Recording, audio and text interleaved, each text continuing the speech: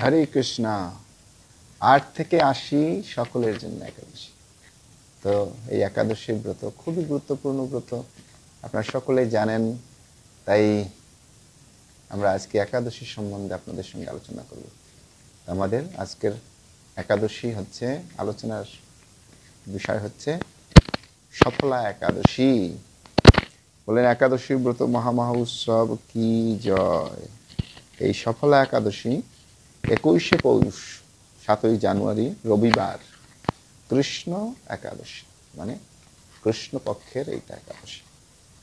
তাই সকলেই এই একাদশী ব্রত অবশ্যই পালন করবেন এবং খুব গুরুত্বপূর্ণ এই একাদশী, কারণ এটা হচ্ছে সফলা। আমরা যে একাদশীটা পালন করব, একাদশী পালন করলে নিজেই ফল লাভ করব। দেখুন, বাড়িতে একটা পুজো করছেন, ব্রাহ্মণ ডেকে পুজো করাবেন, সেটা একটা ফল। আর যে পুজোটা আপনি নিজে করলেন সেটার একটা ফল। এই সফলা একাদশী হচ্ছে আপনি নিজে করে ফল লাভ করবেন। এই একাদশী ব্রত আমরা করে নিজেরা ফল লাভ করব, সেই জন্য এই একাদশীকে বলা হয় সফলা একাদশী।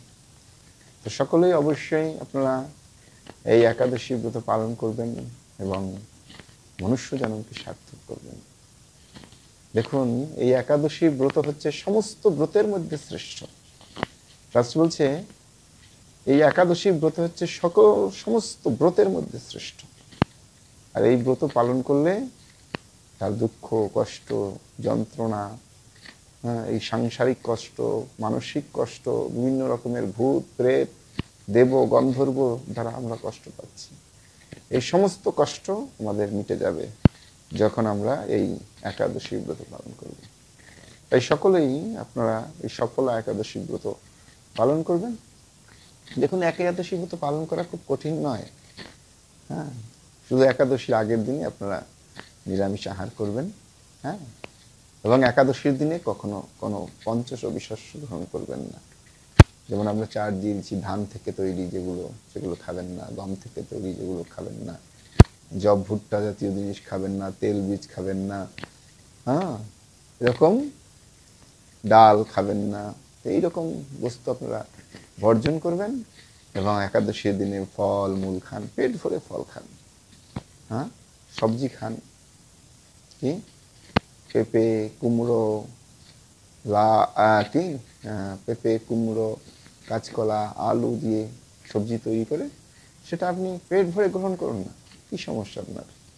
কোনো সমস্যা নেই।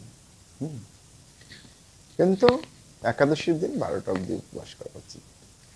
হ্যাঁ, কারণ একটু উপবাস না করলে ভগবানকে কি বলবেন আপনি? আমি কোনো উপবাস করিনি। হ্যাঁ, 12টা মতো উপবাস করে আপনি অনুকল্প গ্রহণ করুন, এতে ভগবান বেশি সন্তুষ্ট হন। একাদশী এটা হচ্ছে হরিবাসর তিথি। হরিবাসর মানে এই একাদশী তিথিতে আমরা হরির সঙ্গে থাকি। হরিবাসর মানে হরির সঙ্গে থাকি। হরির সঙ্গে কিভাবে থাকবেন? হরি তো বৈকুণ্ঠ থেকে আপনাকে এসে বসে থাকবেন না আপনার পাশে। হ্যাঁ, কিন্তু হরি বলেছেন কি, আমি বৈকুণ্ঠে থাকি না, আমি যোগীদের হৃদয়ে থাকি না। আমার ভক্ত যেখানে আমার কীর্তন করেন আমি সেখানে থাকি। তো আপনি যদি মন খুলে, হ্যাঁ, আপনার নিজ গৃহে বা নিজ গৃহে মন্দিরে বসে হরিনাম কীর্তন করেন, সাধুসঙ্গ করেন, ভগবত সঙ্গ করেন, ভগবানের কথা শ্রবণ করেন, তাহলেই সেটা হচ্ছে হরিবাস। অবশ্যই আপনারা এই একাদশীর ব্রতের দিনে পঞ্চরবি শস্য বর্জন করে, হ্যাঁ, যদ্যপূর্বক 12টা অবধি উপবাস করুন এবং অনুকল্প গ্রহণ করুন।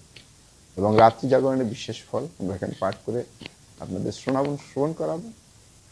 এবং একাদশীর যে পারণ মন্ত্র, হ্যাঁ, এবং সংকল্প মন্ত্র, একাদশীর আগের দিন কি করবেন, একাদশীর পরের পারণের সময়, সব কিছু আমরা এই স্ক্রিনের মধ্যে দিয়ে দেবো।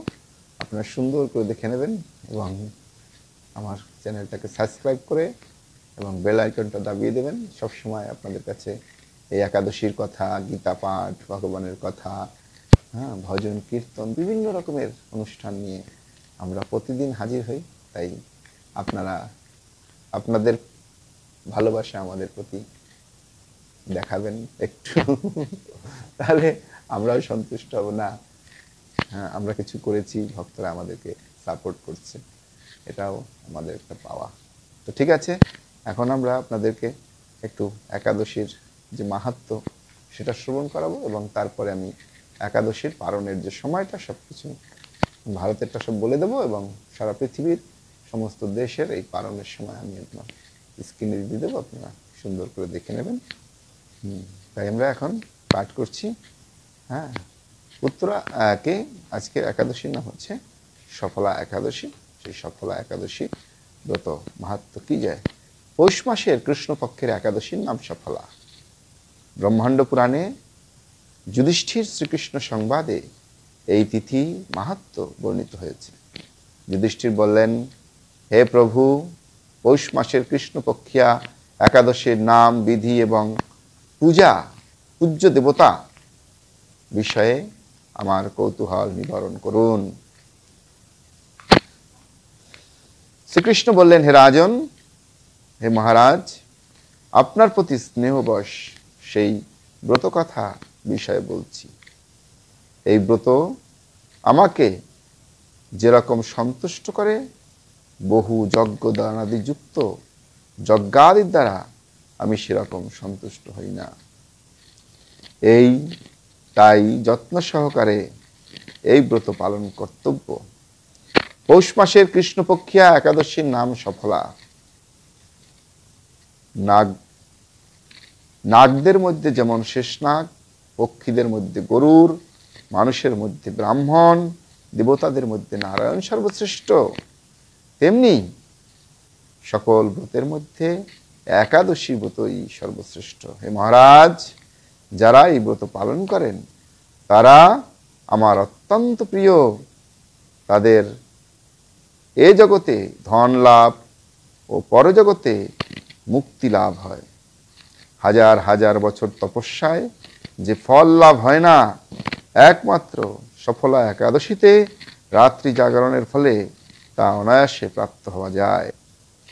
মহিষ্মতি নামে এক রাজা প্রসিদ্ধ চম্পাবতী নগরে বাস করতেন।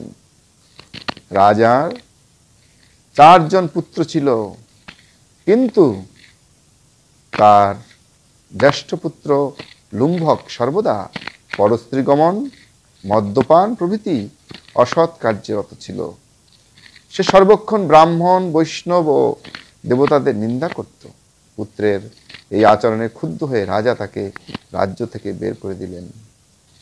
স্ত্রী, পুত্র, পিতা মাতা, আত্মীয় স্বজন পরিত্যক্ত হয়ে সে এক গভীর বনে প্রবেশ করল।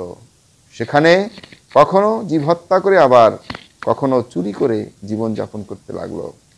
কিছুদিন পরে একদিন সে নগরের প্রহরীদের কাছে ধরা পড়ল, কিন্তু রাজপুত্র বলে সেই অপরাধ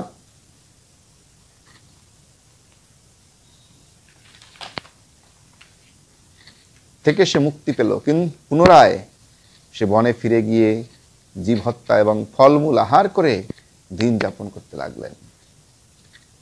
ওই বনের মধ্যে বহু বছর পুরানো একটি বিশাল অশ্বত্থ বৃক্ষ ছিল। সেখানে ভগবান শ্রী বাসুদেব বিরাজমান বলে বৃক্ষটি দেবত্ব প্রাপ্ত হয়েছে। সেই বৃক্ষতলে পাপবুদ্ধি লুম্ভক বাস করতেন। বহুদিন পর তার পূর্বজন্মের কোনো পুণ্য ফলে সে পৌষ মাসের দশমীর দিনে কেবল ফলাহার করে দিন অতিবাহিত করল। কিন্তু রাত্রিতে অসহ্য শীতের প্রকোপে সে মৃতপ্রায় হয়ে রাত্রি জাগরণ করল। পরের দিন সূর্যোদয় হলেও সে অচেতন হয়ে পড়ে রইল। দুপুরের দিকে তার চেতনা ফিরল। ক্ষুধা নিবারণের জন্য সে অতি কষ্টে কিছু ফল সংগ্রহ করল। তারপর সেই বৃক্ষতলে এসে পুনরায় বিশ্রাম করতে লাগলেন। রাত্রিতে খাদ্যভাবে সে ক্রমশ দুর্বল হয়ে পড়ল।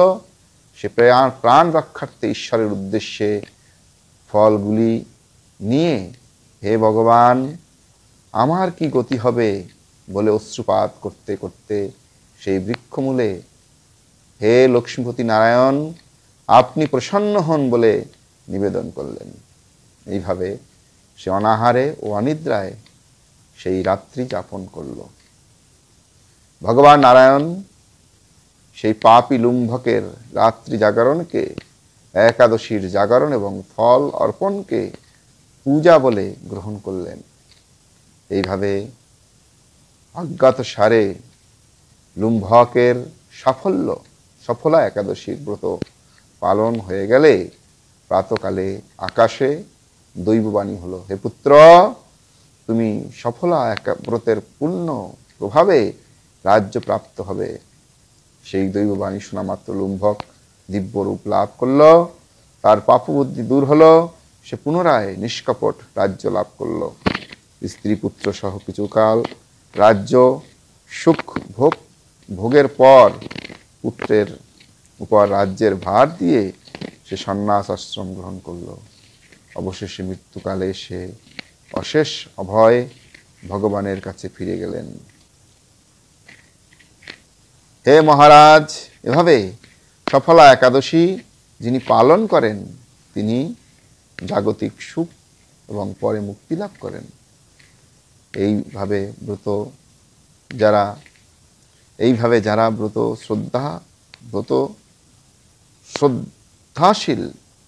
শ্রদ্ধাশীল এবং তারাই ধন্য, তাদের জন্ম সার্থক, তেমনি তাতে কোনো সন্দেহ নেই।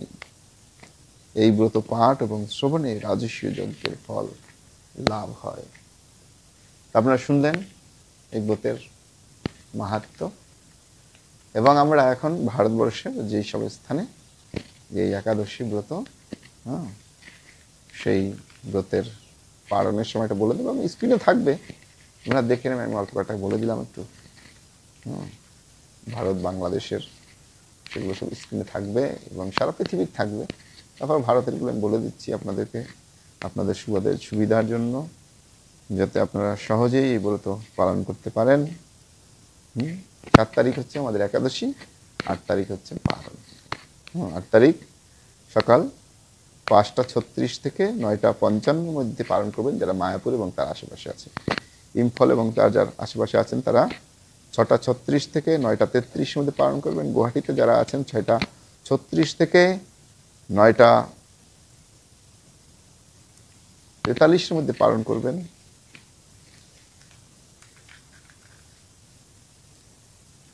এভাবে যারা কলকাতায় আছেন এবং তার আশেপাশে আছেন তারা 6:36 থেকে 9:54 মধ্যে পালন করবেন। যারা ভুবনেশ্বরে আছেন তারা 6:36 থেকে 10:36 মধ্যে পালন করবেন।